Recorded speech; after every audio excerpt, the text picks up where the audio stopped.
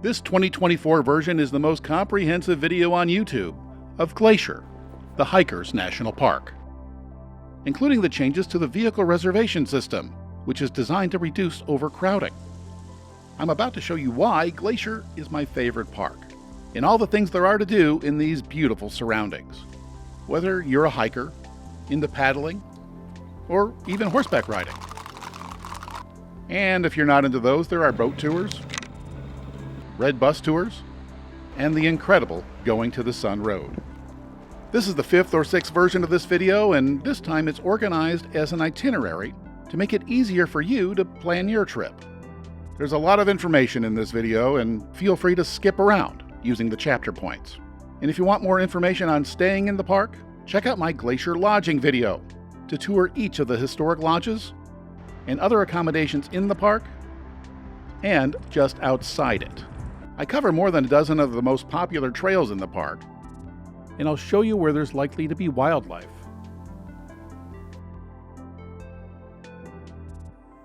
You'll see that on one of our hikes to Iceberg Lake, we had a bear encounter, and I'll show you why this isn't necessarily a good thing.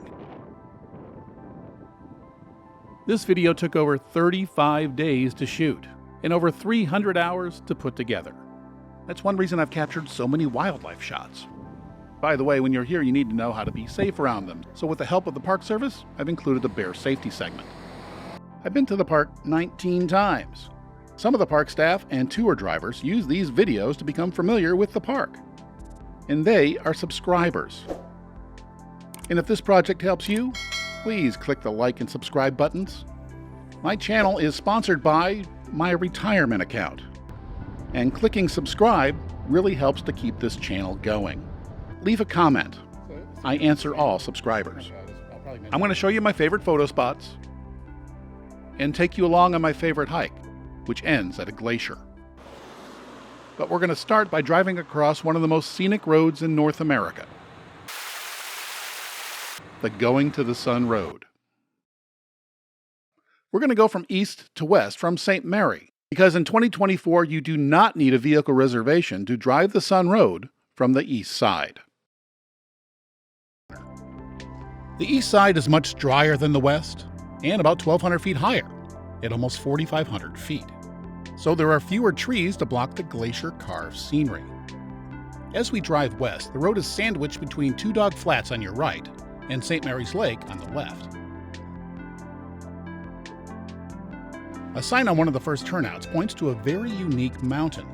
The waters from this small minor peak flow to 3 different oceans: the Pacific, the Atlantic, and the Arctic.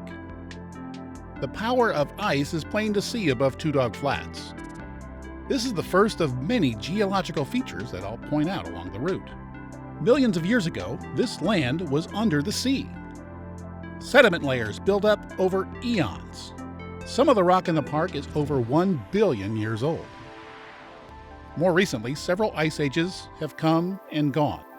The last really big glaciers receded 10 to 12,000 years ago. This relatively flat section is excellent wildlife habitat. Shortly after sunrise, large herds of elk come down from the mountains and head towards the lake. Bears and other predators also like to drink from the lake in the morning. Never approach a bear, and don't even think about getting out of your car. It's much safer to see them from the window. At the western edge of the flats is one of my favorite places to stay in the park: Rising Sun. This side of the park is adjacent to the Blackfeet Nation. In fact, this side of the park was leased to the U.S. by the Blackfeet under a treaty that allowed for the formation of the park in 1910. By the way, the full length of the road doesn't usually open until mid to late June, and July openings are not uncommon because of the massive effort required to clear all the snow. And weather tends to close the road by mid-October. From the west, it can take 2 to 3 hours to get here. Luckily, there's a parking and rest area with a bathroom on the lakeside. The picnic area is nicely surrounded by trees. A short path leads to St. Mary Lake. This sign warns that a mountain lion has recently been seen in the area, so you need to be alert. The narrow beach is a nice place to take in the pleasant view, especially early in the morning. And if you're really lucky, you might even spot one of the smaller mammals in the park, like this alpine chipmunk. A little further up the road, there's a parking area for the St. Mary Boat Dock. I've taken this tour at sunset, and it's a good way to close the day. Just around the bend is one of the most photographed locations in Glacier National Park, the Wild Goose Island viewpoint. This is one of my favorite views in the park. I've been here 100 times, and it's always different and beautiful. The view changes throughout the day. At daybreak, it's dramatic. At mid-morning, the mountains are bright, and it's serene. In the afternoon, convection creates pretty clouds. And at sundown, it's almost spiritual. Perhaps even more so late in the season, when smoke, hopefully from distant fires, blurs the landscape. Fire is an important part of the forest life cycle. It's necessary for rebirth. In 2015, a small fire, by park standards, burned the mature forest around this section of the road. Even trees in Wild Goose Island were burned. The next section of road climbs to an overlook with parking above St. Mary Lake. It's a nice viewpoint. And yes, that's Wild Goose Island again. The view can be quite different depending on the time of day and the weather.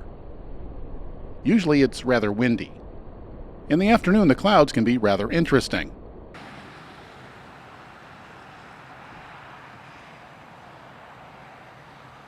One day, there was a rainbow. On a rare calm day, a duck had the whole lake to himself.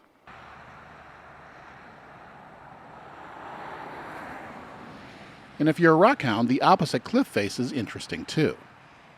2020 was my first fall trip to Glacier, and it won't be my last, because the colors in early October are really nice. Driving through the burn area will elicit, well, mixed feelings. Dead trees aren't as pretty as a lush forest, but fire is natural and necessary. This one also made it easier to see the distant mountains in a few places. It also revealed what was hidden. This is Lost Lake. It's just above the road, but the thick trees blocked it from my view, so I'd never seen it before. Turns out this is the home for a rare snail that only lives in this little lake. The nearby Sun Point parking area is another handy place to get out of the car, explore a bit, and maybe even grab a bite to eat on a picnic table with a warning that, well, you don't see at many picnic spots. And it turns out that this warning was valid. While waiting to use the pit toilet, we saw a black bear mama and her 2 cubs feeding on the hill. Luckily, they were more interested in the berries than us. There's also a trailhead here leading to 3 waterfalls. The first is just 2/3 of a mile away. The trail is mostly flat with nice views of St. Mary Lake. It also offers a chance to walk through a burn area, which it turns out has many nice photo ops. In Bering Falls, well, it's not bad either. And on a hot day, the mist may help you keep cool. You can continue for another mile or so to 2 more waterfalls. This is a nice trail to get a little exercise on a day when you're likely to spend a lot of time on the road. As the road continues to the burn area, I was intrigued by a side track with its gate down. It turns out it leads to the remains of one of the park's historic cabins. Back in the day, this was a shelter for backcountry rangers. Today, it's a relic of the past that will hopefully be respected and left undisturbed. It's also a great place to see the wonder of the rebirth of the forest. A few miles later is the popular Sun Rift Gorge. This small gorge is just a few steps above the road. But most stop here because this is the shortest way to Bering Falls. It's just 1/3 of a mile from here.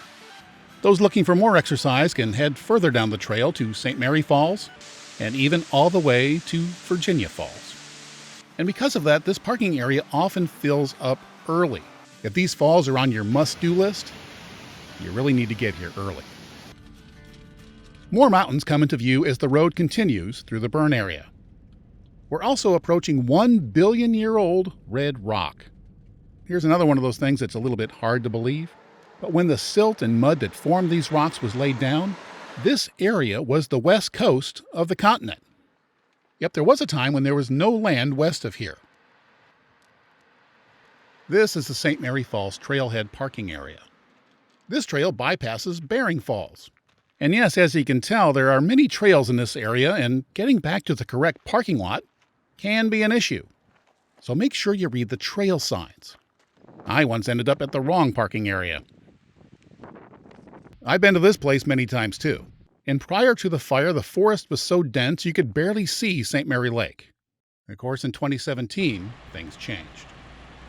The old went away and the life cycle restarted, allowing the sun to reach the forest floor, sprouting new life and young plants, a new food source. Behind those trees is a shy female moose, feeding on that new growth. And sorry, but here's one more science lesson before we leave this place. Look down. Many of the red rocks have fossilized ripples on them. Others have mud cracks. And one reason they're so well preserved? Well, they're so old that complex life had yet to evolve. The road cuts through even more colorful geology as it rises. In places, it's a more typical dull gray or pale yellow. But then a few miles away, it's bright green. And after that, a deep red. Near the pass, it cuts through the black band. The reason for the diversity is fascinating and explained well in roadside geology books available in the gift shop. Even if you don't need the bathroom, this pullout has great views of the mountains. The road climbs out of the burn area towards the alpine section. It begins at the Jackson Glacier overlook. And when the weather gets bad, this is the point at which they close the road. This is the best place along the road to see one of the park's glaciers. Jackson is the largest glacier in the park, but this one, like all the others in the park, has shrunk over the decades. In 1997, I hiked up to Grinnell Glacier with Al Gore. I was also there when the U.S. Geological Survey inspected Grinnell Glacier 10 or so years later. Soon after that, the park's info sign started stating that all the glaciers in the park will disappear by the year 2020. This new one was installed in 2019, and it has no such claim. When I wrote the last version of this video, there were only 25 glaciers in the park. Today, the park claims there are 26. I shot this video in 2010. The glaciers have been melting for a very long time, since the Little Ice Age ended in the mid-1800s. But it's more noticeable now. This is the glacier in 2020. If you want to see it up close, there's a trailhead at the end of the parking lot. The heavily used 15.4-mile trail to the glacier begins here. It climbs over 2,400 feet, so you need to be in shape. I decided to go only as far as Gunsight Lake. This section of the road is well out of the burn area. The road is about to get twisty, so if you're a slow driver and there are cars behind you, be nice. And use one of the pullouts because, well, you can no longer pass after the curve towards Piegan Pass. And that's where the speed limit changes from 45 to 35. Shuttle stops and a parking area tell you that this is a popular hiking area. The sign says Piegan Pass, and it's a trail I've enjoyed, especially the path through the scree field.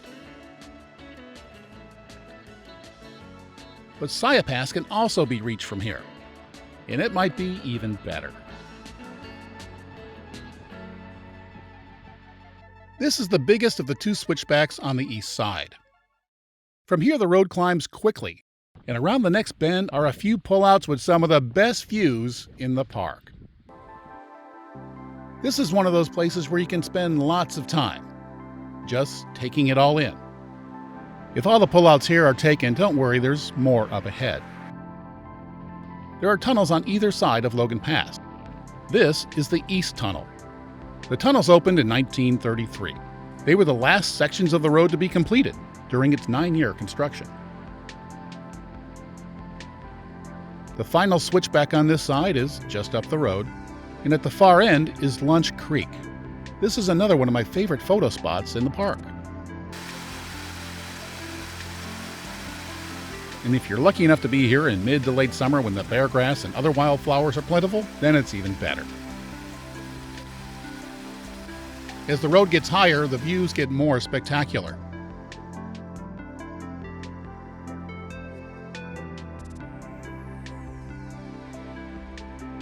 It's very hard to capture the true majesty of the place. As hard as I've tried, I just can't do it justice. It's really one of those places that you have to see in person to fully appreciate. And yes, you can ride a bicycle on the road, and a surprising number of people do it. And this ain't easy, because from the west there's over 3,000 feet of elevation change. This is the area called the Big Drift. Each spring up to 80 feet of snow collect here. This is Logan Pass. It's the highest part of the road. It's a very popular place, and the parking lot is often full by 8 in the morning. Even reservations for a red bus tour are often sold out for weeks. The free hiker shuttles, well, yes, they're first come, first serve, but even they can have long wait times. The visitor center houses several exhibits, a small gift shop, and a comfort station. And FYI, the outbuilding was extremely fragrant in October. This is one of the world's special places, and it gets even better when you get away from the parking lot. And I highly recommend that you try at least one of the trails. The railing, I was wondering where they put it. Apparently that's where they store it. Just behind the visitor center, a 3-mile round-trip trail leads to Hidden Lake. It's one of the most popular in the park. Here, grizzlies and other wildlife are often seen. In fact, it's not uncommon for the trail to be closed because of too much grizzly activity. And on most days, there are only goats. This is Hidden Lake from the overlook. On this day, this was as far as I could go because, well, a bear was spotted in the area. One of my favorite trails is just across the road from the summit side. The Highline Trail is part of the Continental Divide Trail that runs from Mexico to Canada. The farthest I've gone is the Mini Glacier, and the view from Swift Current Pass is one of my favorites. But you don't have to hike 15 miles to enjoy this trail. Just a 15 to 30-minute walk from the pass is amazing. And anyone in reasonable shape who's not afraid of heights should walk out to the shelf. It takes just 15 or so minutes to get to this view. On the way back, there's a nice view of the mountains and our road. Many people bring their dogs on their trips these days, and dogs are allowed in the park, but they are not allowed on the trails. And they must always be on a short leash. The symbol of the park is bighorn sheep. They can often be seen in or near the parking lot. And remember, these are wild animals, so don't approach them. The weather changes quickly up here. While it may be warm and pleasant in the valley, it can be cold and rainy or even sleeting or snowing at the pass. Clouds rush in from the west and are pushed upwards by the mountains. Cold precipitation is often the result during any month of the year. Meanwhile, east of the divide, only a few clouds may spill over the ridge. Most just evaporate in the dry air of the east. Back on the road, we begin the descent by passing another waterfall. But after just a short distance, we're going to stop. And a short iron walkway leads to an overlook with an excellent view of the Continental Divide. This part of it is called the Garden Wall. The Highline Trail is carved into it, as is the Sun Road below. And you photographers out there should keep in mind that it's going to be in shadow until the sun hits it in the afternoon. And this overlook is a great place to take it all in.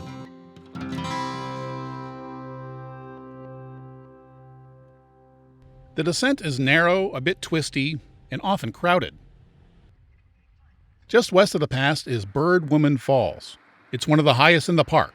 At 460 feet, it's still dwarfed by the mountains. The entire length of the road has been recently paved, but they're always making improvements, this time to a safety rail.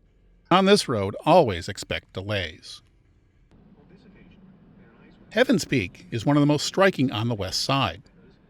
Its distinctive shape tends to draw the eye, no matter the time of day. The sun hits it in the morning. In the afternoon, it's in silhouette.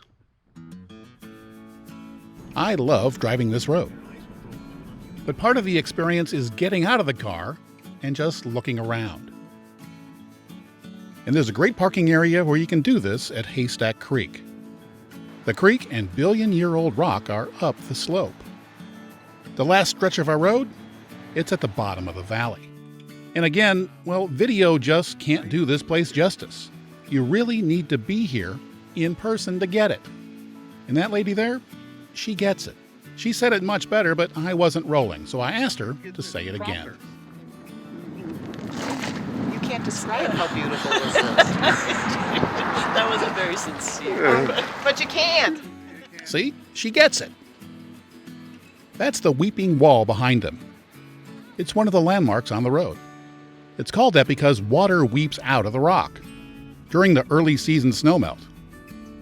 It does more than weep, making it a great place for photographers. Just past it, it gets twisty again. And it's easy to see why the Sun Road has a vehicle length limit of only 21 feet. Anything longer just can't make it around the bends. In the autumn, there's remarkable colors behind every corner. Much of this section hugs the cliff face. There's only one real switchback on the west side, and it's called the Loop. There's parking, a pit toilet, and more great views. This area has burned a couple of times in recent years, and an info sign tells the story. I was here in 2003 and saw it myself. It was the largest fire ever in the park. It burned much of the west side, including this area. I visited many times since then, but this is my first autumn visit. The color really helps differentiate old growth from the new. And of course, it's pretty. This spot also has the second best view of Heaven's Peak, even when it's a little smoky. The loop is also important for hikers. This trail heads up to Granite Park, where it connects to the Highline Trail and then Logan Pass. A hiker shuttle stops here to drop people off, or to pick them up and bring them back to Logan Pass. The fall color makes it easy to see the size of the burn area, and it seems that deciduous trees are replacing some of the conifers. And that's McDonald Creek down the valley to the north. This is just another place in the park where it's really nice just to look around. The best, or at least my favorite view of Heaven's Peak, is just down the road a bit. This is the West Tunnel. There are pullouts on either side of it, and a short walk offers a little surprise. It's the best, or at least my favorite view of Heaven's Peak. And there's a viewing area on the other side. Avalanches are frequent occurrences during the spring snowmelt. And here the power of an avalanche is clear to see.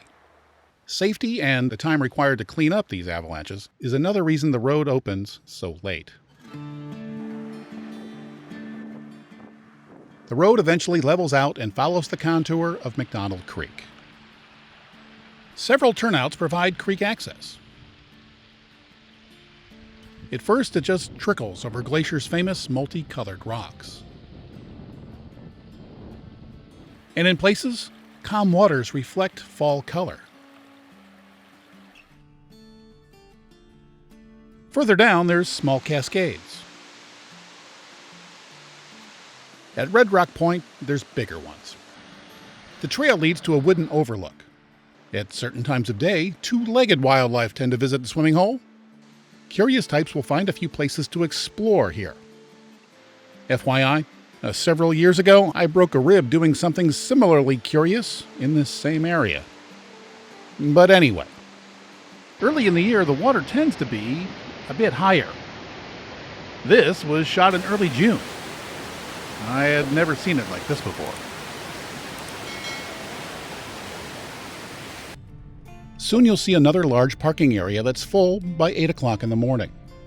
It's for the Trail of the Cedars. It's one of the most popular places in the park. Here, a 0.7-mile boarded wheelchair-accessible trail winds its way through an old-growth cedar forest. At the far end, you'll hear the sound of falling water. It's Avalanche Creek, where it narrows into a small but beautiful gorge. In October, the water is low. Earlier, it's much more dramatic. The bridge is a turnaround spot for most. But if you keep going for another 1/10 of a mile, you arrive at the trailhead for Avalanche Lake. The lake is just 2 miles and a moderate climb away. It's hard to believe that a place so lush, like this temperate rainforest, is just 40 miles from the dry grasslands on the east side.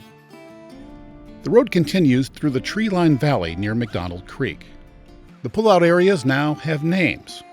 This is Sacred Dancing Cascade, but the water is too low for dancing. Take the short walk on a trail downstream to a bridge that's over the creek.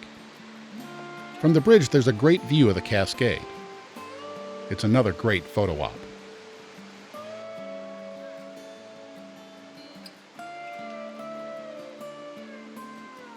And below the bridge, there's plenty of space for quality family time.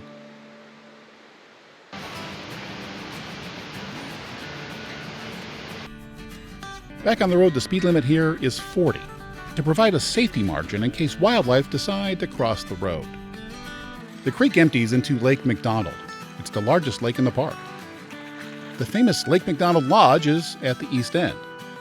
We still have to drive the 10-mile length of the lake to get to our final stop. There are a few pullouts along the lake, and from this one, if you look carefully, you'll notice that the far shore shows evidence of a large fire. Much of it burned in the historic 2003 fire, leaving many dead standing trees that were just waiting for the next fire. Then, with a lightning strike in 2018, the fire returned, rebooting the forest life cycle once again. It typically takes 2.5 hours to cross the Sun Road, depending on traffic and how many times you stop. I know most people stay on the west side of the park, so most of you will drive it from west to east instead of the way I took you in this video. But I hope I convinced at least some of you to get up early and see the east side of the park at sunrise. The Apgar town site is our endpoint. Now, we've been on the road for a while, and if you're in the mood for a snack, well, there are plenty of options here. Be sure to walk down to the beach at Lake McDonald. This is one of the most famous views in the park. It's best in the afternoon, unless it's smoky like it was this day. Okay, now it's time to wrap this up. I hope you enjoyed our little journey. We started where the grassland prairie meets the mountains. We saw remnants of a glacier that carved them, and the wildlife that call them home. The road took us to easy trails and provides us access to the alpine backcountry. The trees and color remind us that our world is always changing, and that there are different types of beauty when you look for it. Perhaps in a dark rainforest. Nowhere else can you experience all of this in just a few hours, except on the amazing Going to the Sun Road. I don't like to climb so much early in the trip, so my first hiking day needs to be pretty flat. When staying on the west side, that means the short stroll on the Trail of the Cedars, and maybe some of the others along the creek. When I'm lucky enough to get a room at Mini Glacier, I shoot an amazing sunrise in the morning, and then head out on the amazing Bullhead Lake Trail, which is surrounded by mountains. The trailhead is located near the Swift Current Motor Inn parking lot. The trail begins in trees. One is rather unique. After about 5 minutes, a spur trail leads to Fisher Cap Lake. Moose live in this area, and they feed in the lake nearly every day. Some say that most of the images of moose you've seen in nature calendars were taken at this lake. They feed on plants that grow in shallow water.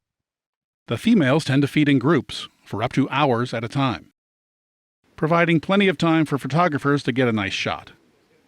They train their young to hide in the nearby brush. Moose move methodically in the water, but they can move quickly when they want to.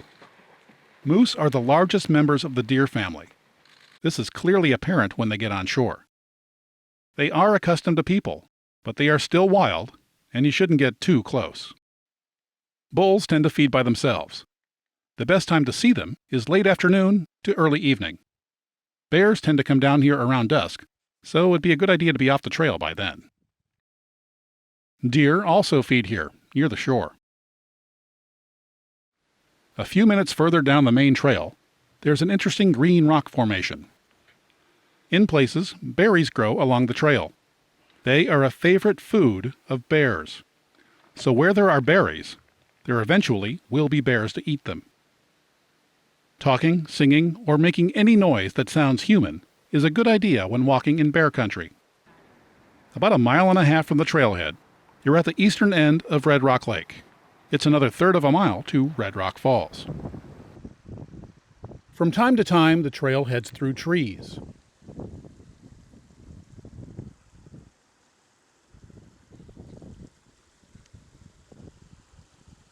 If you're alert, you might be lucky enough to see a moose. It's hard to believe that such a large animal can be so difficult to see. The trail goes through dense forest, and even moose get tired of bushwhacking through it. So occasionally, they take to the trail. Give them the right of way.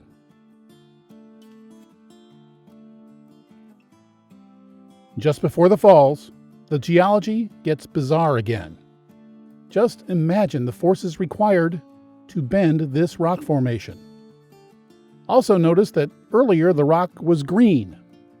Here it's red. Rangers frequently walk the trails looking for signs of bears. Anything out there of any interest? Well, fleeting sighting of a grizzly. This ranger was warning hikers that a grizzly was using the trail to get over the mountains via Swift Current Pass. Red Rock Falls is at the 1.8-mile point. This is a favorite spot for families. There are plenty of rocks for kids to climb on. So far, the trail has gained only about 100 feet.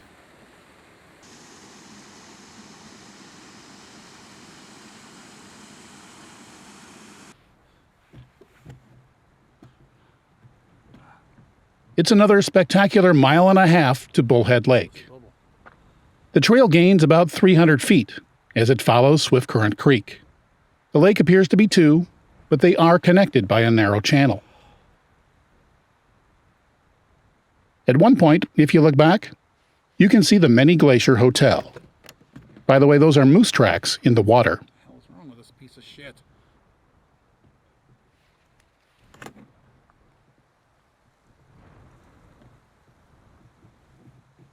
Jesus Christ, that thing sucks.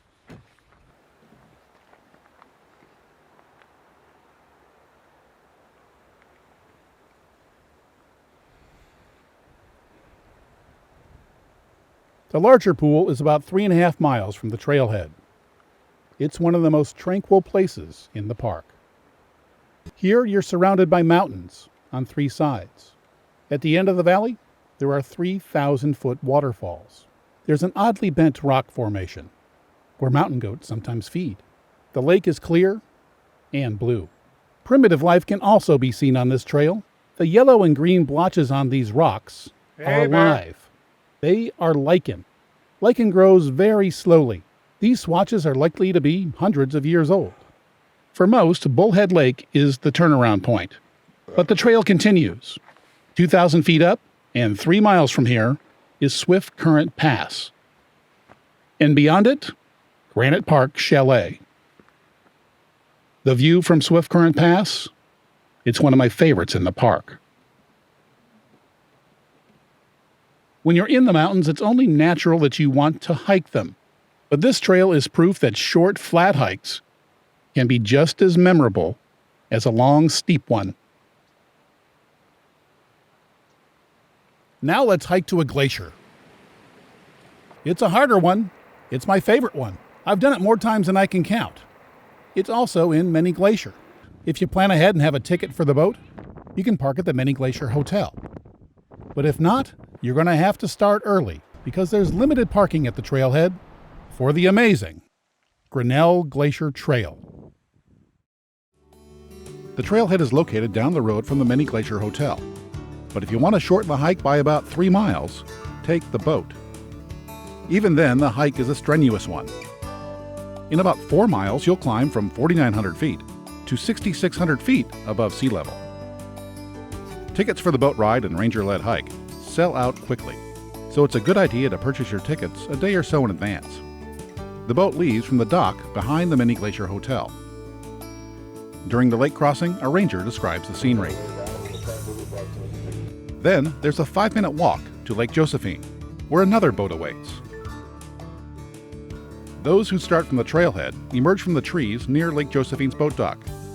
They then follow the trail along the northern shore. The weather can change rapidly near the Continental Divide, and on this September morning, frost covered the gangway. After the hike, when the boat picked us up, the temperature was near 70. Ranger hikes begin with a talk about safety. This is bear country, and bears have the right of way. We learn the best way to avoid a bear encounter is to make noise. When a bear hears a human voice, it will likely get out of the way. But if you surprise a bear, it's likely to be unhappy, and you may have to use your bear spray to fend them off. The trail heads into the woods on a boardwalk over marshy ground.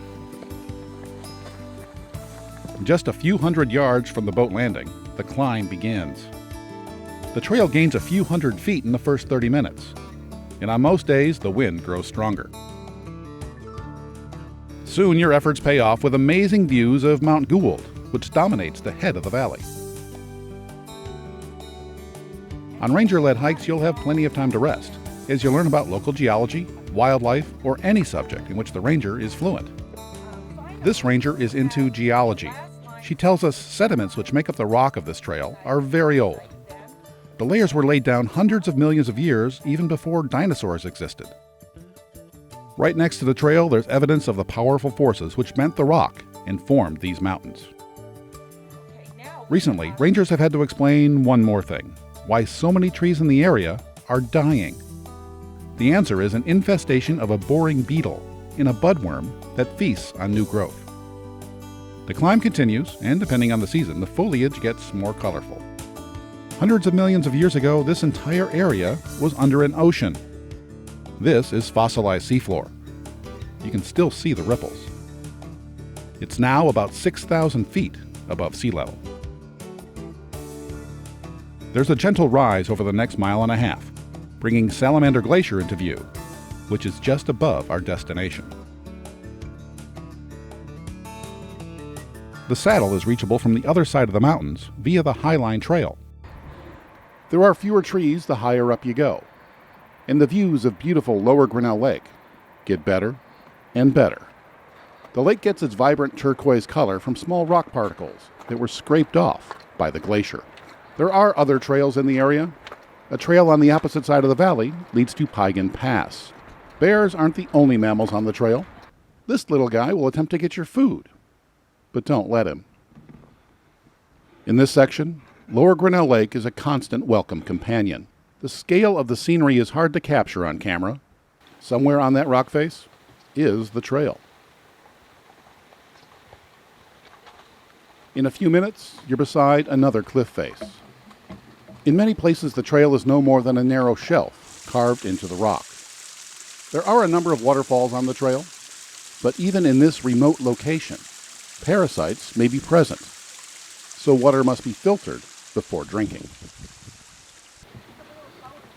The glacier is now only about a mile away, and there's a small clearing. If this were midsummer, it would be filled with blooming bear grass. After the clearing, it gets steeper. It's a single track, wide enough only for one to pass at a time. Miserable place. Oops, don't look at me though. Sorry. Then there's an outcrop that provides one of my favorite views in the park. At one point, it's so steep that stairs are cut into the rock.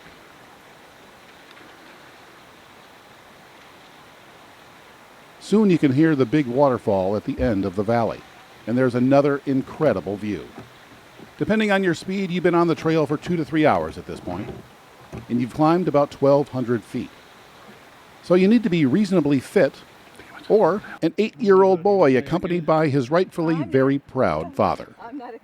Grinnell Glacier is one of the most studied in the park. And this lot is a U.S. Geological Survey team. At times, the trail can be quite narrow. Walking it may look perilous on camera, but it's not. Soon you can hear the big waterfall. Eventually, this water will flow all the way to the Arctic Ocean. The trail was built in the early 1900s, but the first European explorers bushwhacked their way up here in the 1850s. And back then, the ice extended all the way to the waterfall. Turn around to see where you've come, and you'll see the U-shaped signature of a glacier-carved valley. The boat dock where we started is at the near end of the second lake. Bears like this part of the trail because it's lined with berries. Ripe thimbleberries actually taste pretty good. Just before the rest area is the best view of the formation called the Angel's Wing. It looks like half the mountain was sheared off, and it was, by a glacier that once filled this valley. The rest area is a large open area with benches and a pit toilet. It's about 0.3 to 0.4 tenths of a mile from the top of the trail. The hardest part of the hike is still to come, so this is a good place to stop, rest, have lunch, and maybe add a layer of clothing. Bighorn sheep frequently graze in the nearby meadow. This video was shot on a different day. If you're lucky enough to see a bighorn, remember that they are wild and unpredictable. The hike up the moraine to the Grinnell Glacier overlook is steep. It rises almost 400 feet, and for many it's the most strenuous part of the trail. When you're at the top, 4 miles from the boat dock, you may be tired, but the views are well worth the effort.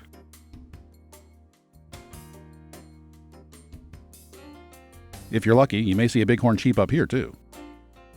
Few continue to the glacier. Most just rest here and take in the amazing scenery. The glacier itself is still about a half mile away.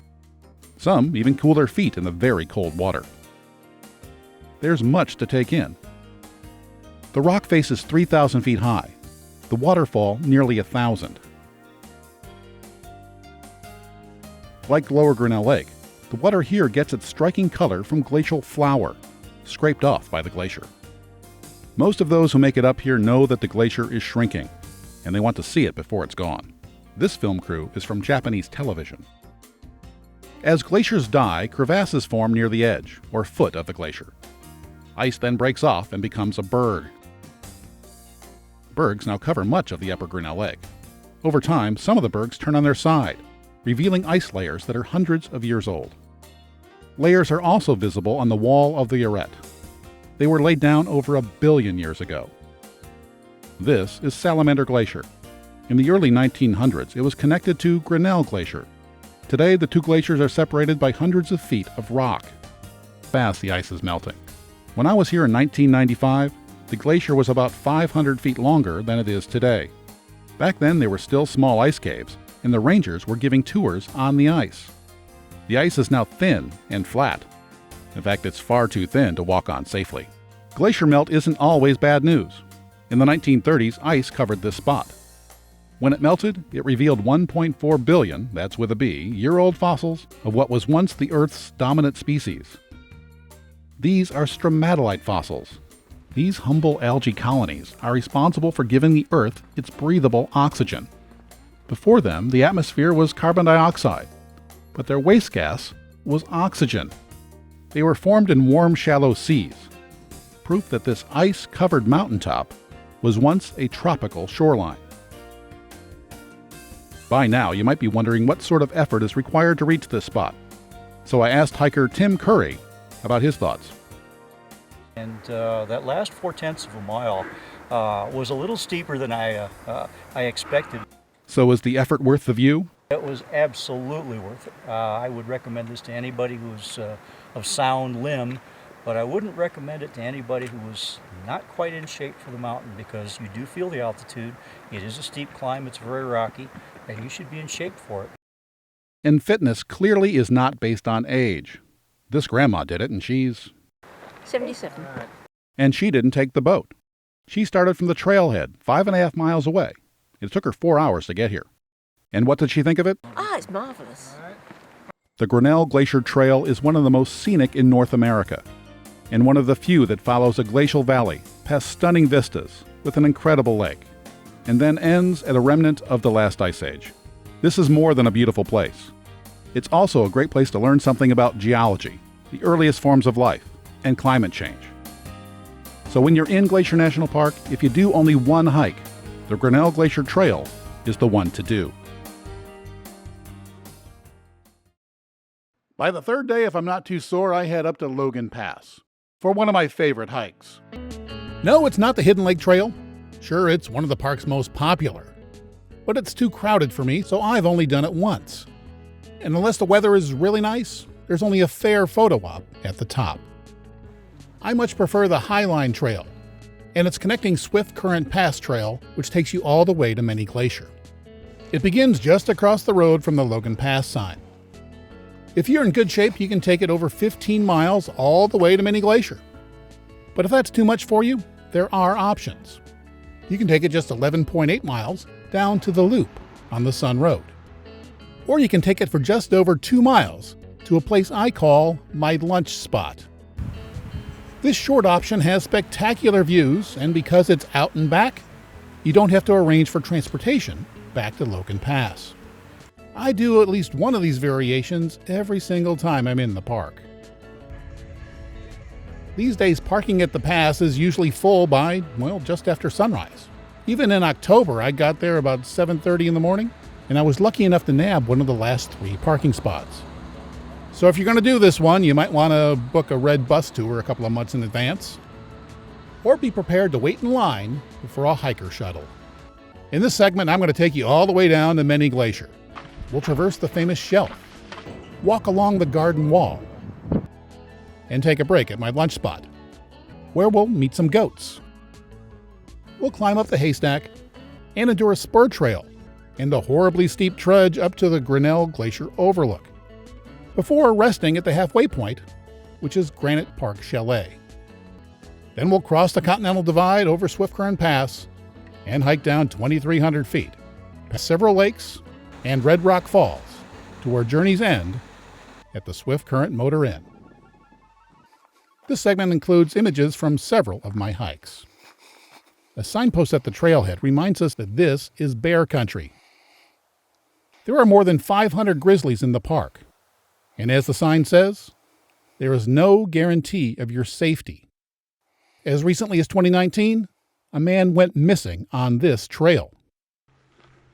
But anyway, here's some advice: don't hike alone. As we descend a couple hundred feet on this easy slope, allow me to provide some trail difficulty info. A walk to my lunch spot is pretty easy, without a lot of up and down. The walk back up this slope is probably the hardest part. Hey, bear. The hike down to the loop includes over 1,000 feet of up and over 3,000 feet of going down. And going down can be quite hard on your knees, especially if you're not using hiking poles. You need to add about 1,000 feet of up and down if you decide to take the extra climb to the overlook. The hike to Many Glacier has about the same amount of up and down as the loop trail, with a few more miles of flat hiking.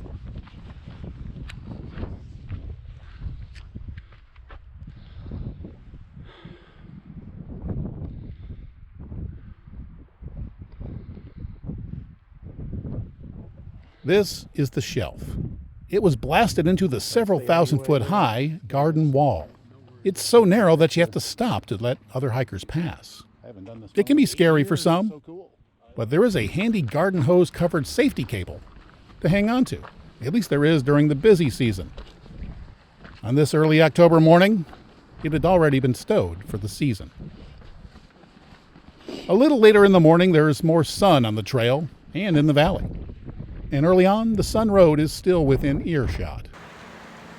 The cliff face is massive, but it's not until you get off the shelf and look back that you see just how big it is. But it's the view across the valley where you're most likely going to be looking.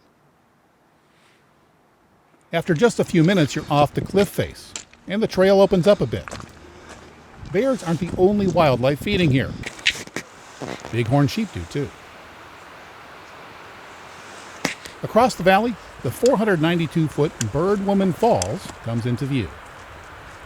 The trail cuts across the safety of a scree field. Then you're back in the trees where bear precautions are necessary. Some wear bells on their boots to let bears know that they're coming. But most rangers say they're not loud enough. Hey, bear. Talking, singing, and generally making noise is deemed the best way to let a bear know that you're coming. And then they usually get out of the way. Some of the smaller creatures in the park may come out in hopes that you'll toss them a crumb or two. But don't. It's best to keep wild animals wild. The trail continues along the garden wall. And by now, you can no longer hear the traffic. It's only natural to spend most of your time looking down the trail. But the view up is also impressive. This is a place where you're truly surrounded by the magnificence of Mother Nature. At this point, we're only about an hour out from Logan Pass. It's been a pretty easy stroll. And if you're not going the whole way, remember you can turn around at any point. You never know what you're going to see on the Highline Trail. Here a mountain goat family grazes next to the trail. These goats may seem cute and docile, and most of the time they are. Like all wild animals, they are unpredictable, and it's best to keep your distance. This part of the trail is pretty flat and open, with fantastic views of the mountains on the other side of the valley. At a little over the 2-mile point, there's another grove of trees, beyond which there's a right turn onto another shelf that's been carved into the cliff face. This is my lunch spot. And if you don't have the time or the energy to do an entire trail, this is a great turnaround point. I call it my lunch spot because there are shelves carved into the cliff face. They make an excellent picnic spot. Even if you're continuing on, they're a great place to take in the McDonald Valley while resting up for the 275-foot climb up to the haystack. This is also a great place to interact with other trail users. Most are friendly, but some will insist that you get out of their way. When you see hikers heading the opposite way, it's a good idea to ask them if they've seen anything interesting. One time, a couple told me there were bighorn sheep grazing in the clearing just a few hundred yards down the trail. Bighorn sheep are the symbol of the park, and it's a treat to see just one. And sometimes you're lucky enough to see several of them doing what bighorn do. The open space and lush grass attract grazers, as well as their predators. On another hike, I nearly captured a grizzly hunting a mountain goat. It was a mama and her 2 cubs were nearby. Grazers think it's safer to be on rocky ledges, but seconds before I shot this video, this bear was chasing a goat. Bears are omnivores. That means they'll eat just about anything. They also can be territorial. This mama bear has cubs, and when she finds an area with plenty of berries, she'll defend it for her family. Luckily, these bears were about 1,000 feet above the trail, but they can run at 35 miles an hour, and I was glad it didn't start heading my way, because you need to remember that you're miles from the nearest road and hours away from any medical help. I was happy to see that they didn't come any closer. Luckily, this bear was just checking us out. The climb to the haystack is up a 275-foot switchback. It only takes a few minutes to climb it. There's a little saddle up here, with a great view of the McDonald Valley. The ground is littered with rocks. Some of them are quite large. It's pretty close to the Continental Divide. The rocks either rolled down, but more than likely they were dropped by a glacier. This is a long hike, and except for the first time I did it, well, I didn't shoot any video on this part of the trail. So I'm going to have to go to Google Earth, as the trail follows the contours of the garden wall. For about the next 3 miles, the views are pretty much like this. Stunning. And there is evidence of past forest fires. For about the next 3 miles, we're paralleling the Continental Divide. Trees become more plentiful as we near the halfway point. After the trail takes a turn, there's a welcome sight in the distance. That's Granite Park. It's our halfway point. This signpost is a spur trail to the Grinnell Glacier Overlook. It's almost a mile long and goes up almost 1,000 feet. I went up there the time I did the shorter loop version of this trail. The slog up was brutal for me, but I made it, and I was able to peek over the Continental Divide to Grinnell Glacier. I quickly went back down and I was quite happy to rest for a while at Granite Chalet. Weirdly, you can buy snacks here, and they're not even overpriced. These buildings were built in 1914 and 15 by the Great Northern Railroad as a lodging site for their customers. You can still stay up here, though reservations are quite hard to get, and they're very basic. You even have to bring your own bedding. But I'm told the nights up here are close to magical. You'll have the opportunity to talk to several of your fellow hikers here, perhaps about how they're going to get back to their cars if they're only taking a one-way trip. After a brief respite, it's time to leave the Highline Trail and head over Swift Current Pass. A few trails meet here, so read the signs to make sure you don't take the wrong one, so you don't end up at the Swift Current overlook. A chalet stay makes these viewpoint hikes much easier. The trail up to the pass is a bit rockier than I remembered. It also has about 500 to 600 feet of up that I forgot about. It's just the kind of place where you might see bighorn. And I did. After about 3/4 of a mile, I'm at the highest point of the day. It's about 7,200 feet at the pass, and I was feeling it. From here, the trail drops 2,300 feet, most of it in the first 2 miles. If you're new to hiking, you may be surprised to learn that going downhill is harder on the joints. I'll use some of the old footage to illustrate. That was very close, hurt my right knee. It was steep, rocky, and perhaps due to my painful knee, well, I was in need of a, psychological boost. Well, that's what I came to see. This view. And I was tired. Didn't expect that last bit of up, 500 feet or so of up. But the view is beginning to be there, and I can't wait to get a little further down the road. Feeling better, heart rate's getting back down to 125. Nice cool breeze in my back. Sunny, it's a good day. After 9 miles, I'm coming up to the view I've come to see. It's amazing. I'm at over 7,000 feet, looking 2,000 feet down a valley that was carved by a glacier 12,000 years ago, leaving a chain of beautiful lakes. In addition, I can faintly hear the sound of 3,000-foot waterfalls. This is a special place. There is no other way to see this. You have to hike here. You'll have to endure exhaustion, blisters, and pain, while hauling yourself, your sustenance, and your cameras for 8 hours to see this. That's 0.9 miles away.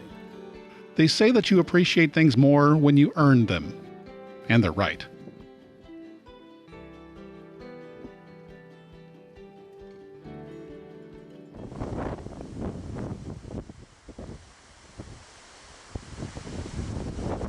After crossing yet another shelf, you're close to the falls. If anything, the view only gets better.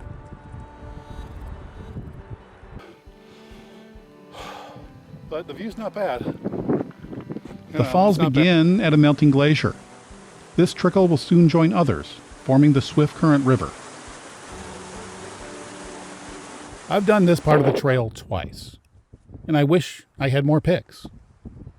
Both times I was simply too distracted by the valley. It's really cold. This trail, like other alpine trails, are only open a few months a year, because the rest of the time they're covered in snow.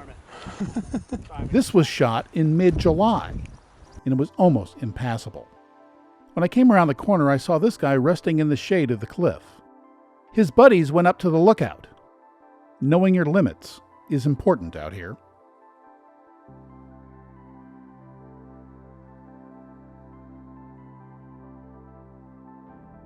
Several wide-eyed minutes later, I'm on the valley floor. I look back and realize that this meltwater is just starting a journey that will end in the Arctic Ocean. And by the way, it's important to learn the types of scat. That was dried bear scat. The first suspension bridge means that there's 4 miles to go.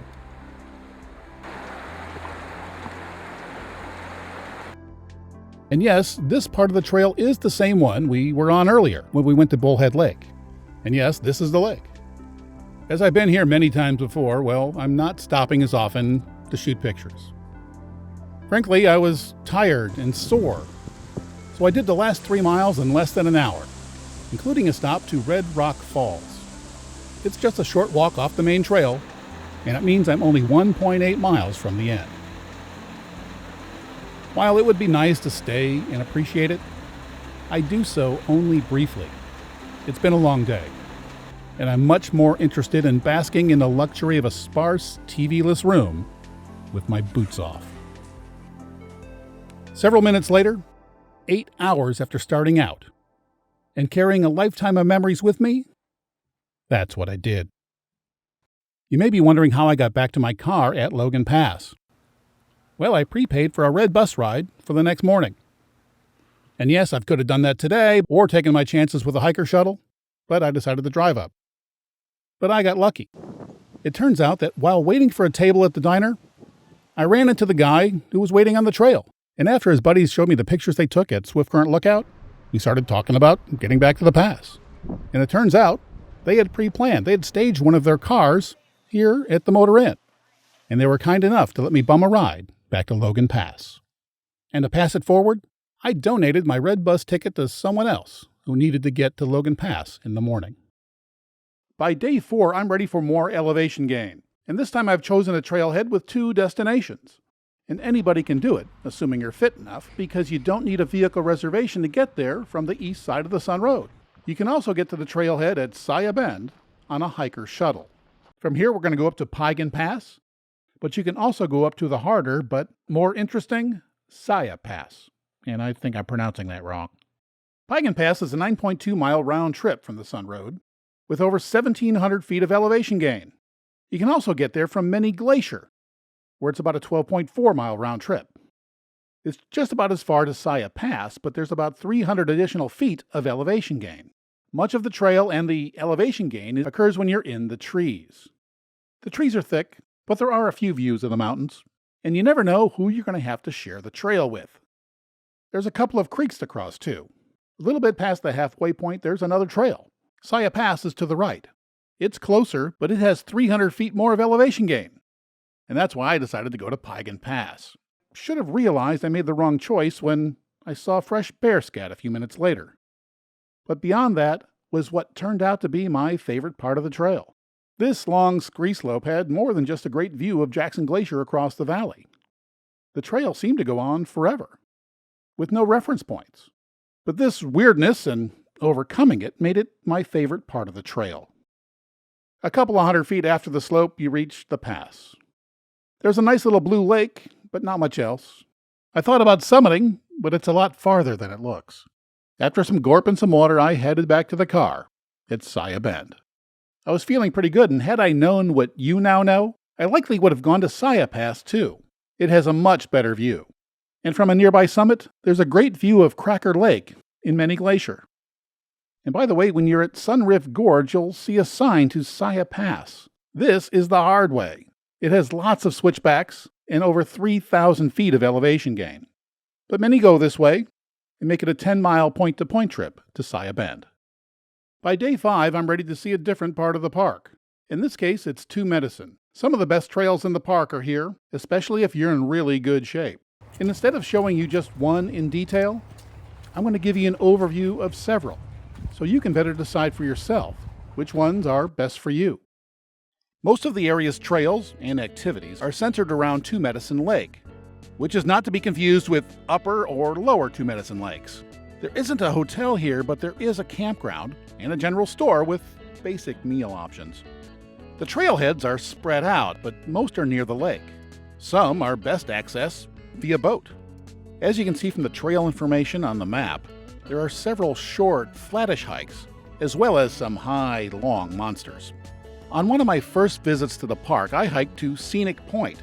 It's a 6.2-mile round trip that rises over 2,300 feet. It follows the Mount Henry Trail, which goes all the way to Glacier Park Lodge. It's also part of the Continental Divide Trail. Most of the elevation is gained on 16 steep switchbacks. And boy, I wish I had a good picture of them. For some reason, I was more interested in the strangely beautiful trees. They were killed by some kind of blight years ago. There is little shade on this trail, so on a hot, sunny day, you'll feel it. When stopping to catch your breath, and you will need to, there's a nice view of Two Medicine Lake. But at the top, there's a commanding view of the plains to the east. There isn't a higher piece of ground from here all the way to New England. And the view, well, it goes out for many, many miles. For me, one of the most memorable parts of the trail was the hike down. The switchbacks are so steep that I was almost running down them. Slowing down enough to take a turn at a switchback or two was quite difficult, and I certainly didn't have time to take any pictures. If I were to do this trail again, I'd definitely use hiking poles. Sometimes after a few days of tough hiking, it's nice to take an easy one, especially if it's cold and rainy. On such a day, I decided to go to Twin Falls. It's 3.8 miles from the campground, but only about a mile when you take a boat across the lake. No matter how you get there, there's only about 75 feet of elevation gain. I bought my ticket on this 40-degree day, and it was a pleasant ride across the calm lake. Just about all of this trail is heavily in the trees. There are a couple of trail junctions, so follow the signs to make sure you go to the right place. This is the falls.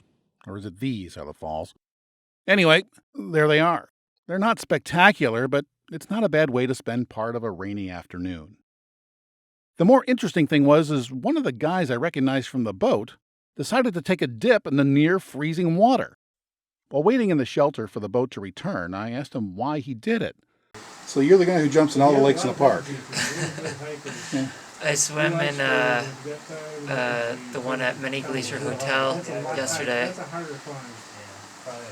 And why do you do such a thing?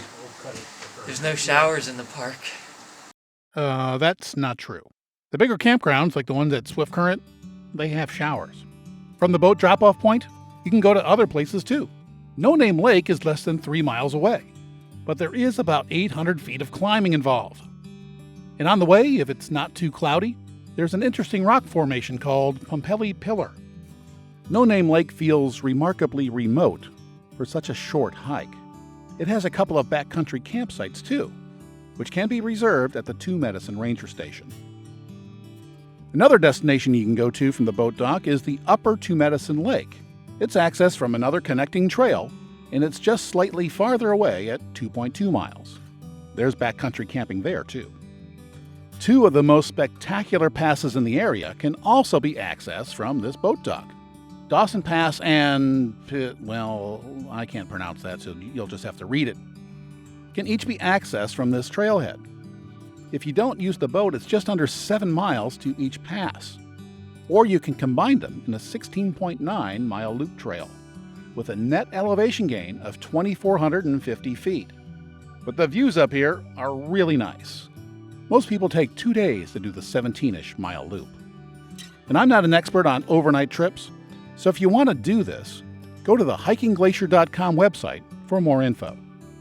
Before you get to the main parking area, there's a short trail that's good for the whole family. Running Eagle Falls. The trailhead is on the main road, just after you cross the bridge. It's just a 0.3-mile stroll to a nice little waterfall. And there's one more trail I think that's worth mentioning, and it's called Cobalt Lake. This can be an over 11-mile round trip, but there's only 1,400 feet of elevation gain. And on the way, you might want to stop by Rockwell Falls. It's one of the nicer falls in the area. So to sum up, Two Medicine is a little out of the way, and it has some great high country trails and several waterfalls. It's less likely to be as crowded as some of the other areas, but it's a good idea to check out a ranger station for the current road status and parking status in Two Medicine before you drive the 60 to 90 minutes to get here from Mini Glacier, St. Mary, or West Glacier. By the way, the drive on the east side of the park is quite nice. It's twisty with a great view of the plains. And in a couple of spots, your cell phone may even work, and that's pretty rare in Glacier. There's a lot more places to stay on the west side of the park, and that's one reason the Lake McDonald area is so popular. I've already shown you the Trail of the Cedars, Avalanche Lake, and the trails along the Sun Road. This area also has hikes to high peaks. Away from the Sun Road, there's a hike with a great view of Lake McDonald from the Apgar Lookout. If you've been to the park's website, there's a webcam at this spot. It's a strenuous hike, though it's only a 7.2-mile round trip, because it rises about 1,850 feet. There's little shade, and it's frequented by bears, so bring your bear spray. It'll take most folks about 3 hours to get to the top, where you'll see that familiar view from the webcam. It's to the left of the lookout tower. One of the best trails in this area is the amazing 12.3-mile round-trip hike to Sperry Chalet. And you can do it by horse, on a group ride. On foot, the trail is tough, and you need to be in shape to hike up 3,360 feet. In 2017, the historic chalet was gutted in a fire that burned thousands of acres. It was rebuilt and reopened in 2020, and for between $200 and $300 a night, you can stay here. But the only way to get here is by a 6.7-mile trail. That's pretty tough. But of course, you can do it on a horse. The rooms sell out in about 15 minutes, by the way. And once you get here, there's an incredible feeling that you truly are in the backcountry. The burned trees also mean there is less shade here, so this one is a toughie. But the views make it worth all the effort. And once you get here, there's actually quite a bit to do. Look at the website and check it all out. A couple of other trails intersect with this one. One of the toughest trails in the park, the one to Mount Brown Lookout, goes up 4,250 feet in just 5 miles. And of course, that's why I've never done it. The hike to Snyder Lake is an 8.7-mile round trip with only 2,045 feet of climbing. But I haven't done this one either. The Johns Lake Trail is only a 1.8-mile loop, but there's not much parking there, so this one can be kind of hard to do. And yes, it goes by the nearby falls, which are very photogenic. But I slipped and fell, and, well, the 2 cameras I was carrying survived intact, but one of my ribs didn't. It still hurts sometimes, so let's move on. There are many more trails in the Lake McDonald area, and maybe I'll talk about them in an update of this video. There's one more part of the park to talk about, the North Fork.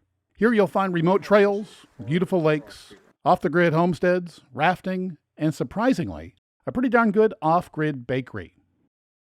We're going to head up the North Fork Road towards Polebridge, and then beyond to Bowman Lake. You have to take a private vehicle to get there. You can get there from outside the park via the North Fork Road, but we're going to head out from the Apgar town site on the western edge of Lake McDonald. The 11 miles of Acamas Road is surrounded by forest of different ages. A series of fires over the last 20 years are responsible for a diversity of flora and fauna. The well-maintained park road has the highest speed limit in the park, 45 miles per hour. The road ends at a fork in the road, just outside the park. Turn right to join the graveled North Fork Road. It roughly follows the contours of the North Fork of the Flathead River. There are a few turnouts along the way. This one has an info sign describing the benefits of forest fire to the ecosystem. Past fire made it easy to see the river. As this was shot in late August, there was little whitewater. Local outfitters provide transportation and guide services for what is surely a most memorable trip. After 30 or 40 minutes, you come to a bunch of old homesteads. This area was settled more than 100 years ago, and there are still a few who stay here year-round, even though they are well off the grid. The power lines stop about 20 miles back. Today, there's a few ranches, a hostel, a few cabins, and the main attraction, Polebridge Mercantile. It's been a going concern since Bill Adair hand-cut the timber fort in 1914.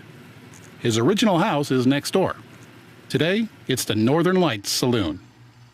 The nearby clearing holds the rustic hostel, with both dorm-style and private rooms.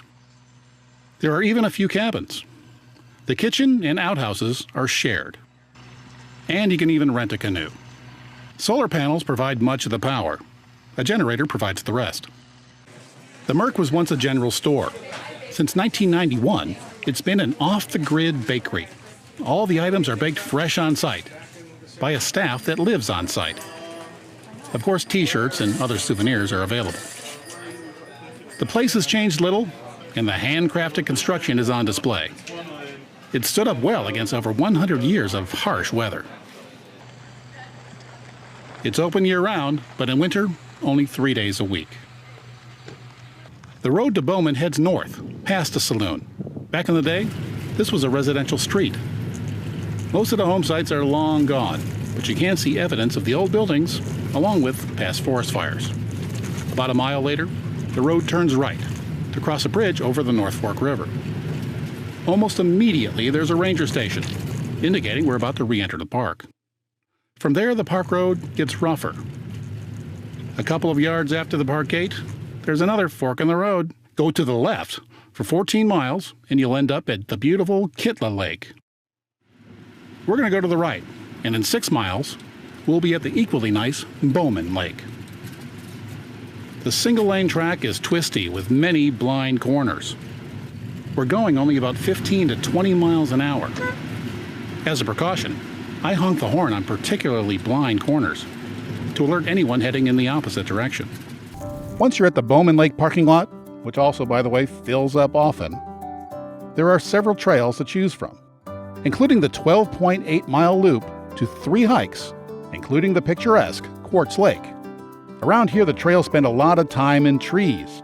Into Quartz Lake, it goes up and down over 2,500 feet, so you'll need to be in shape to enjoy the remoteness of this trail. From Bowman Lake, there's another hike that's even higher. You can hike up 3,000 feet to Numa Lookout. This trail is 11.2 miles out and back, but it provides a great view of the area. There's also a more moderate hike to Akoka'ala Lake, if that's how you pronounce it. It's only 11.6 very remote miles, and it goes up just 1,500 feet. So if you like the remoteness, that one might be for you. The last lake in this area is Kitla Lake. The road from Polebridge to Kitla Lake is another rough one. It'll take about 40 minutes to travel just 15.7 miles. But this is another beautiful lake. The trail follows the shoreline, and it's basically flat. I ran into a big pile of bear scat once I got here, and, well, frankly, I turned back. Took it as a bad omen. Others take it 29 miles all the way to Goat Haunt, camping along the way. Goat Haunt is at the southern end of Waterton Lake, and most people don't hike there. It's about a 4-hour drive from Apgar. There is a border crossing, and by the way, you're not allowed to bring most bear spray into Canada. I learned this the hard way. And there is a fee to enter Waterton Lakes National Park. The best photo op in Waterton just might be this one. This is the park's Prince of Wales Hotel in a magnificent setting. Goat Haunt is a remote outpost that may be unmanned due to budget cuts. It's located back in the U.S. on the other side of the lake, so you'll have to take a boat to get there. And it's not free. This is where the Continental Divide Trail ends. But there are also some shortish trails here, and they don't have a lot of up. But remember, you need to finish them in time to get back to take the last boat back to Waterton. So let's review the North Fork area. It's pretty remote, it's not very visited, but there's not a lot of parking here either. To get to the lakes, you're going to have to go through narrow gravel roads that are a bit rough. So campers and trailers are not recommended. The trails here are generally pretty flat around the lake, and it's the lowest altitude in the park. But if you want to go up and see the lakes from above, well, the North Fork area can take care of that for you too. Glacier has a companion park north of the border. This park feels European. The first thing you see when you drive in is the Swiss-style Prince of Wales Hotel and its incredible Upper Waterton Lake backdrop. If you're ever in the mood for an afternoon high tea, check out its lobby. There are several trails in the area, but the Parks Canada website makes it hard to find out where they are. The first page has info about Banff and other parks, but you have to click the Things to Do page and scroll down past locations of places to sit to the All Activities list. Then, with the help of reading glasses, look under the Dog Walking link to find the Hiking link. It's here that you'll find the only map, and this is it. It's useless. There are a few more links further down. There is a list of short hikes with descriptions, but it's amazing how little information there is for such a great hiking area. National Geographic recently named a day hike here one of the most thrilling hikes in the world. And where do you find info about it? It's under day hikes, where it can easily be lost amongst all the others. Oh, here it is, Crypt Lake. Come on, Canada. Step it up a bit. Canada's parks are profit centers, and there's not much money in hiking. Luckily, the large U.S. Glacier PDF map includes many trails in Waterton Lakes, including the thrilling Crypt Lake Trail. Sadly, I haven't done it, because years ago I was told not to hike it alone, so I kind of forgot about it. But now it's so popular, that's not a problem. The Crypt Lake Trail is not for everyone. It's a bit rugged, steep, and potentially dangerous. There's even a tiny tunnel. In other words, it's wonderful. But since its recent designation, it's also often crowded. It's 10.8 miles long, and it goes up 2,300 feet. The trailhead is at the midpoint of Upper Waterton Lake. You get there by boat. The Waterton town site is quaint, with plenty of places to spend your money. And there's also a small harbor, where the Waterton Shoreline Cruise Company is based. I've taken one of their cruises, and I even saw a bear from the boat. Today, a big part of their business is taking hikers to the Crypt Lake Trailhead. Obviously, space is limited, so you might want to get your tickets in advance and hope that you picked a good weather day.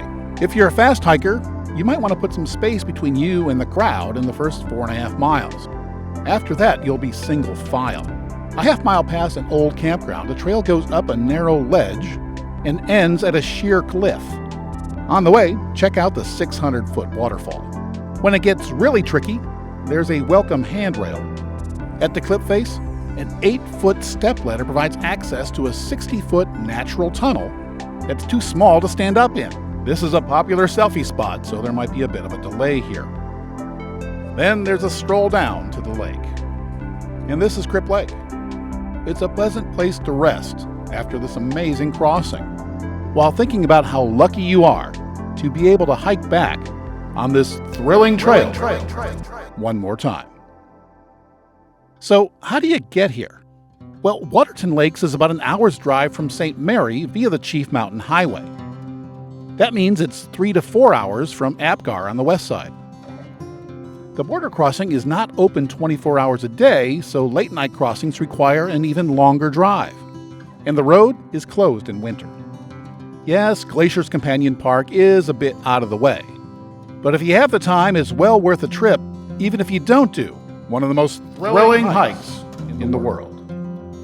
But if you do the trail, keep in mind that this level of activity is not for everyone. You need to be in good shape before you get here.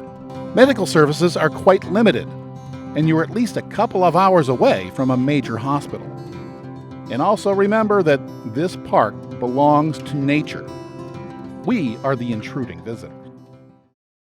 We're nearing the end, and as I promised in the beginning, I'm going to show you what happens when a bear blocks two of the most popular trails in the park. One encounter ended well. The other didn't. We're going to Iceberg Lake and the Ptarmigan Tunnel.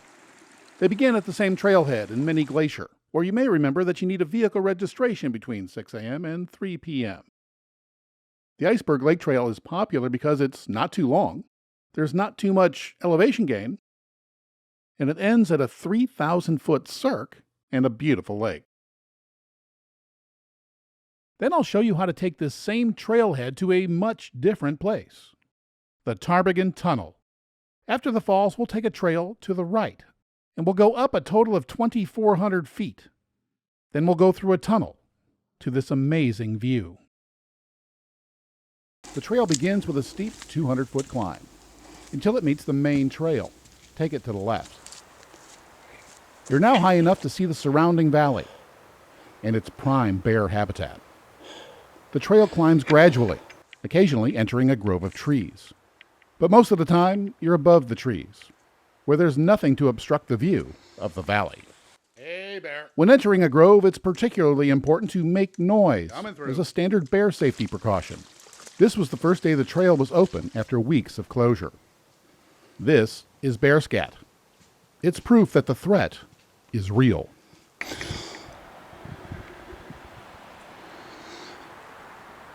It takes less than an hour and a half to hike the 2.5 miles with 700 feet of elevation gain to get to Ptarmigan Falls.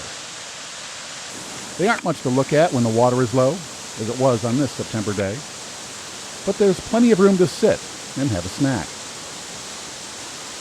It's also a great place to meet your fellow hikers. This couple is from Massachusetts. They hope to see some wildlife. Where Susie finally got to see a grizzly. That was her goal. She wanted to see a grizzly. From a distance, we weren't Yeah, we wanted to see them from a distance. That's right, not up close and personal. They didn't know it, but they would soon almost get their wish. After the falls, the trail is in the trees. Pretty good, how are you? The trail on the right rises another 1,700 feet to the Ptarmigan Tunnel and the amazing view on the other side. Are you guys going to the tunnel? The trail to Iceberg Lake goes straight. After a few minutes, we saw a group heading back down the trail. I recognized some of them from the picnic area at the falls. Why were they heading back so rapidly? Some were nervously smiling. None would stop to tell me. I joined the retreat. Eventually, I did learn that a mama bear and 2 cubs were also using the trail. One hiker took these pictures and some video with a little point-and-shoot camera. Usually, bears will try to avoid humans. These blocked the trail and headed towards them. They got quite close. This is potentially a very dangerous situation. They were very lucky. The mama was only interested in teaching her kids how to find and eat berries. I and others had bear spray, but none of us wanted to have to use it. After several minutes of backtracking, we saw another group coming. The lady in orange is a trail tour guide, leading a group from the Boston area. We all felt that she knew best how to handle the situation.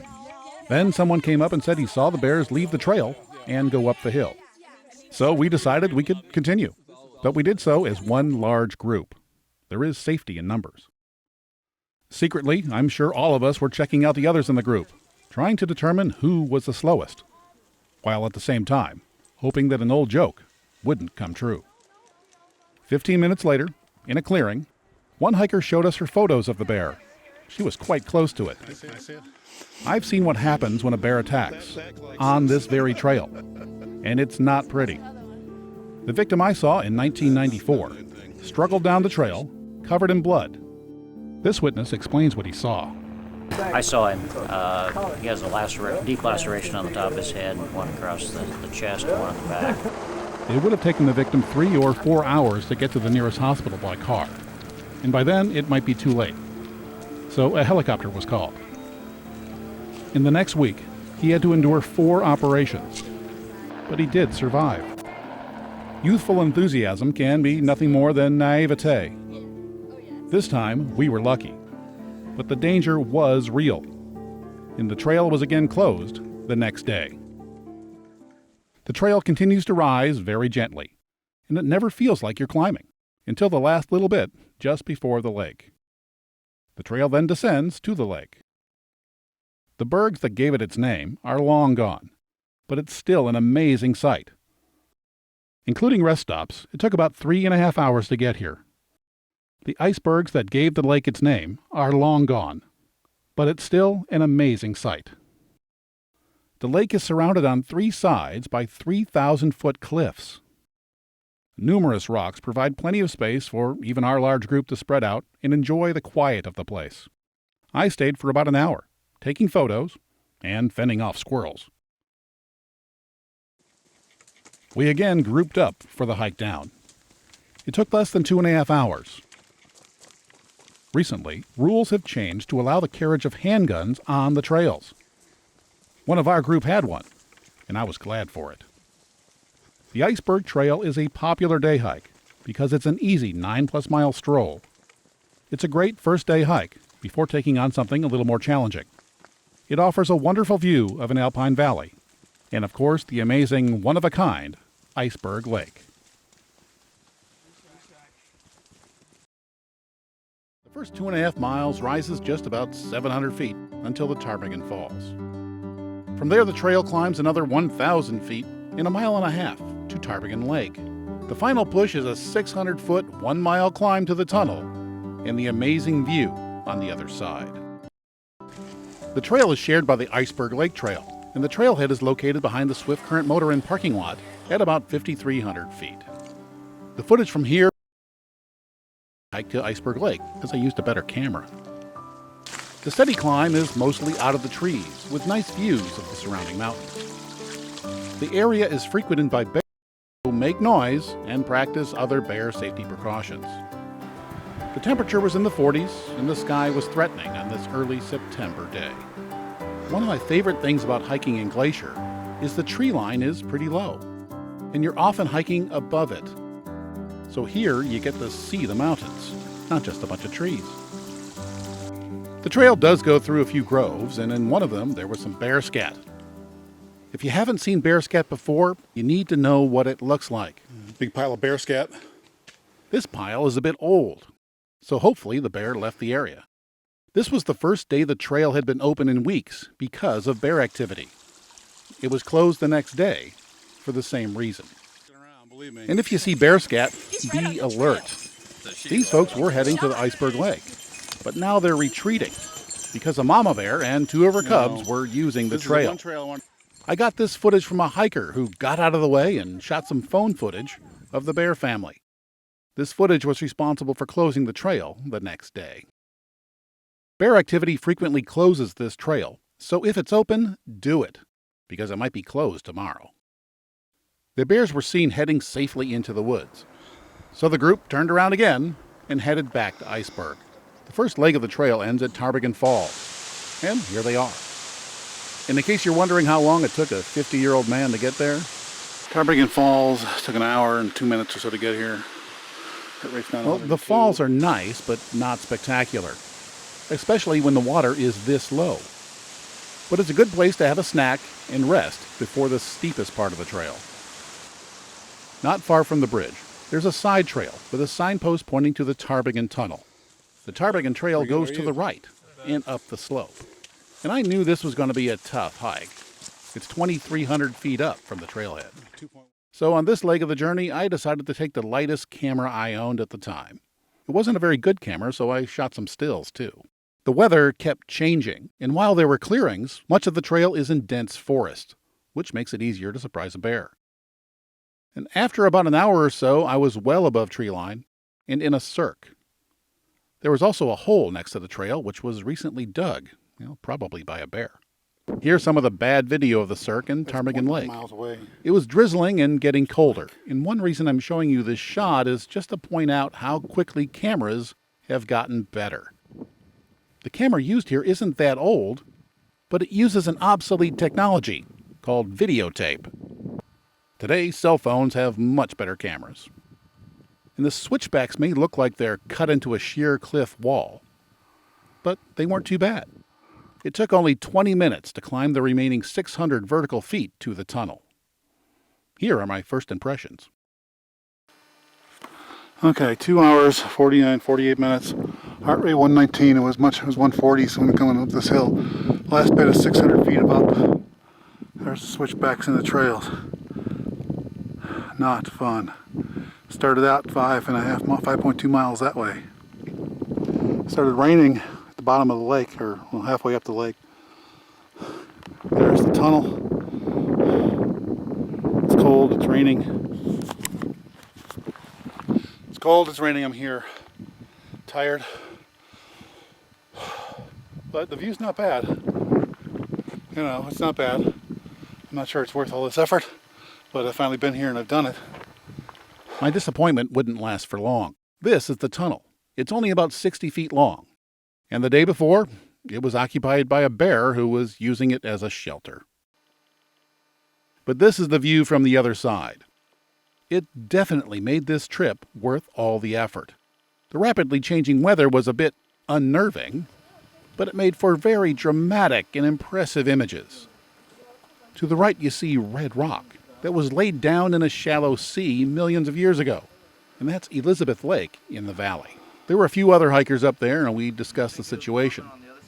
While I was talking to one of them, I looked down, straight down. Then I quickly snapped several pictures, and it's a good thing I did, because a few minutes later, the clouds had moved in, and visibility dropped to near zero. It was time to start thinking about getting back down safely. I took in the view for a while, but once the view had gone, there was no reason to stay. It was time to start thinking about heading down.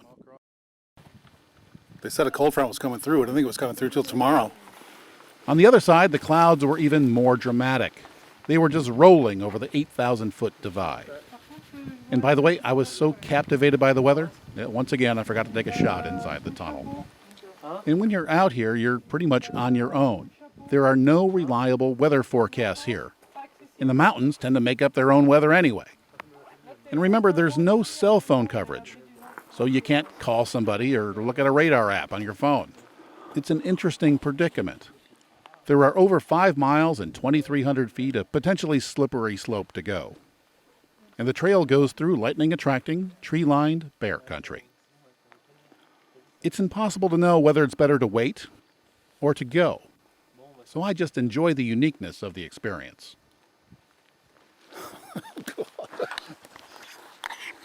It really was quite amazing. Then I had a snack and was about to head down. It's sleeting pretty good. Cold fronts come through. When it started to sleet. Most people just came down. If it continued, it would be a rather slippery descent. So once again, I had to decide, do I stay or do I go? Well, I decided to go. 45 minutes later, I was 1,300 feet lower. It was raining, and this is what I had to say. It's 36 degrees. I'm fogging up. About 1,000 more feet down to go, about 3 miles or so, maybe 2. It's pretty cool now. It was kind of scary before. And after the rain came the fog. The video camera kept fogging up, so I switched to the still camera again. Sometimes this hindered the view. At other times, it made it interesting. And when I got below the fog, the clouds got really interesting. I've hiked hundreds of miles in this park, and this hike was one of the most memorable. The cold, rain, sleet, and fog made it special. And I also captured one of my favorite images. I've shot thousands of images here since 1994. And in the few minutes that the valley and Highline Lake was visible, I was able to stitch together one of my favorite shots. So let's do a quick recap on the Ptarmigan Trail hike. It is one of my favorites, and the trailhead is just behind the Swift Current motor inn. It starts out in the open, and it's pretty easy, and then it gets quite hard on the way up. It is frequented by bears. It's often closed because of too much bear activity. So if you're here and the trail happens to be open, take it when you can. You never know when it's going to be closed, and later in the year, August, September, it's much more likely that that will happen.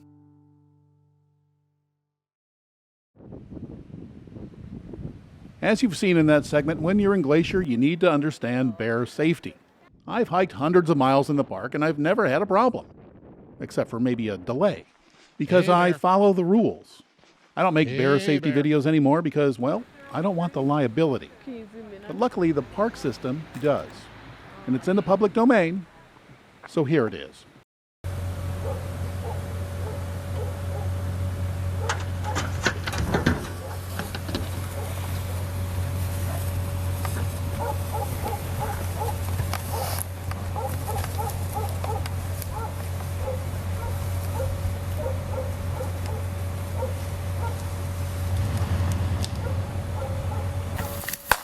Hey, Bear. Hey. Hi. I'm John Waller. I'm the Glacier Park bear biologist. My job here at Glacier is to help keep bears safe and to keep people safe and make sure everybody gets along here at beautiful national park. We're out here in Dutch Creek on the western side of the park, and what we'll do today is talk a little bit about how we can be safe hiking in bear country. Glacier National Park is the home of both black bear and grizzly bears. And I was just making a lot of noise there to make sure I didn't surprise a grizzly bear at close range. Most of the encounters between bears and people in the park here happen when people surprise bears at very close range. During the summer, when all this vegetation is leafed out, visibility can be very poor, and so it's possible for people to sneak up on bears without meaning to. So how do I prevent that from happening? Well, as you just saw, I clapped, made some noise, shouted out, "Hey, bear! Hey!" just to let the bear know that I'm present and can move away. The other things that I do when I am hiking in Glacier Park is I always carry bear spray with me, and it's always accessible. I can pull it out quickly and deploy it when I need to. I highly recommend that all hikers in the park carry this, just in case. So there you are, hiking through Glacier Park. You see a bear. It's close. What should you do? The first thing I recommend that everybody know is the difference between black bears and grizzly bears. So look for those characteristics that distinguish the two species. Does it have a dished face or a more rounded nose? Does it have a big hump on its back? Is it grizzled in appearance? Does it have sort of a silvery, glimmery coat? Does it have big claws? Those are the main characteristics that will tell you whether it's a black bear or a grizzly bear. Color is not a good distinguishing characteristic because black bears in Glacier Park can be almost any color from nearly white to jet black and anything in between. And grizzly bears can also be quite dark or they can be quite light. So look for those distinguishing characteristics, the hump, the claws, that dished face. Those are the things that will tell you if it's a black bear or grizzly. And the reason it's important is because your response to those two species is different. Grizzly bears are much more dangerous than black bears. They have a greater defensive space. A grizzly bear is more likely to charge you if you get too close. So if you know the difference, you can gauge an appropriate response. If I do encounter a grizzly bear on a trail at close range, the first thing I want to do is observe what the bear is doing. Is he facing away? Does he know I'm there? It might be possible for me to just discreetly move away without the bear knowing that I was there. I don't want to, at that point, necessarily make a loud noise that might startle the bear and cause him to react defensively. If the bear's looking at me, if the bear knows I'm there, the bear may not know what I am. Sometimes the bear will stand up on its hind legs to get a better look at you. So be aware of what that bear's doing. If that bear's looking at me and it appears as though he's trying to identify me, I'll try my best to let him know I'm a human while backing away. Say, hey bear, it's okay, it's just me. And then I will continue to move away as best I can. And most encounters end that way. The bear moves away, the people moves away, everybody's fine. Sometimes if you get too close and the bear is startled, a grizzly bear may charge you defensively. Quite often grizzly bears will do what's called a bluff charge. In other words, they don't really want to attack you, they want to put the run on you, so to speak. And what they'll do is puff themselves up and look big and scary and come bounding at you with their front feet hitting the ground, bouncing up and down. Their head will be up and their ears will be up. They'll be looking at you and they'll make huffing noises. They'll go. That's a bluff charge. And what he's doing is seeing what you're going to do. The best thing to do during a bluff charge is to try and stay calm and just continue to back away. When the bluff charge starts, stop, hold your ground, and say, whoa bear, whoa. When the bluff charge stops, continue to back away. Again, it's just telling the bear that you're not easy pickings, I'm going to hold my ground, but I just want to move away from you. That's sort of bear talk. You're communicating to the bear your intentions. Sometimes if a bear is extremely defensive, or a female with cubs, she'll do a full-on charge. That is different from a bluff charge in that it happens very quickly, they don't make any noise, their ears are generally laid back on their head, they're staring right at you and they're coming like a freight train. And there's not much you can do in that situation except play dead. I think people often have a natural instinct to run when they see a bear. That's generally not a good idea for two reasons. First, it triggers a bear's natural chase instinct. They will just want to try and chase you down just because it could be fun. And the second thing is because you can outrun a bear. Grizzly bears can outrun a horse at short distances. So the best thing to do if you think that bear is going to hit you is to turn around and play dead. So if I had a bear coming at me, I would stand. If I didn't have bear spray, the next best thing is to fall flat on the ground with your feet spread apart. If you're wearing a pack, leave your pack on because it'll protect your back. Clasp your hands over the back of your neck and hope that it ends. If the bear tries to roll you over, just go on around and try and keep your pack between you and the bear. In most circumstances, the attack will be over in seconds. Make sure you stay on the ground until the bear leaves the area. Again, that's a very uncommon occurrence and doesn't happen very often, but you should know what to do if it does happen. But again, being aware of your surroundings is very important. carry your bear spray, and most important of all, make sure you make noise when there's a chance that you might encounter a bear at close range. Many people are hesitant to hike in the park because they read about bear attacks and maulings. And I encourage people to know the risks, know your surroundings. The chances of it happening are very slim, and you shouldn't let it interfere with enjoying the park. Before I wrap this up, once again I want to go over the vehicle reservation system. I pulled this sequence from the 2024 version of my What You Need to Know video, and if you're going to the park, I highly recommend that you watch it. I hate to ask again, but if you appreciate the work that went into this video, please click the subscribe button. There are no entry restrictions before 6 a.m. or after 3 p.m., but during the busy season, from May 24th through September 8th, you will need a vehicle reservation to drive past the west entrance to the Going to the Sun Road and up to the North Fork Road. And from July 1st to September 8th, you'll need a vehicle reservation to drive into Mini Glacier. And by the way, even though you have a vehicle reservation, you will still need a park pass. The good news is, unlike the previous years, you do not need a reservation to drive the Going to the Sun Road from the east side gate at St. Mary, or to go to Medicine, which has some of the best trails in the park. Yeah, by now you're probably wondering how to get one of these vehicle reservations. Well, if you're lucky enough to have a reservation to stay in the park, that reservation will serve as your vehicle reservation for only the day or days of that reservation. And as you might expect, the legalese gets a little tricky. But it also says that a reservation for a boat tour, a tour bus, or even a kayak rental will also serve as a reservation ticket for that day. By the way, the tickets have your name on them, and you'll need an ID that matches that name. So you can't buy and sell the tickets. If, like most visitors, you're staying outside the park, well, then you'll need a reservation ticket, and there's a couple of ways to get them. Most of the tickets become available months in advance via a special National Park Service website called recreation.gov. You have to create an account with them first before you're allowed to buy a ticket for a particular day. To give you a chance to plan, the tickets are released each day 120 days in advance at 8 a.m. They call this a rolling release.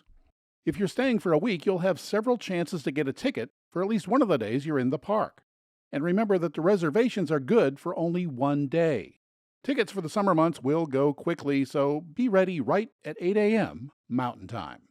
And remember, it takes time to sign up, so do that before 8 a.m. If you're unlucky, or just a last-minute type, there's a plan for you too. A limited number of tickets for the next day will be released at 7 p.m. Mountain Time on the recreation.gov site. These tend to go very quickly. And remember that there is no cell coverage in the park, so you'll have to be somewhere that has internet access. If you happen to be on the east side of the park, some of the shops and restaurants will have Wi-Fi, and I expect they will have a robust business each evening. The number of tickets they release is going to vary based on recent events in the park, like traffic patterns and weather. If you're on the west side of the park near Apgar, and you notice that you do have a cell signal, test the internet access. I was able to receive texts and even make calls, but I was not able to use the internet in and around Apgar and West Glacier.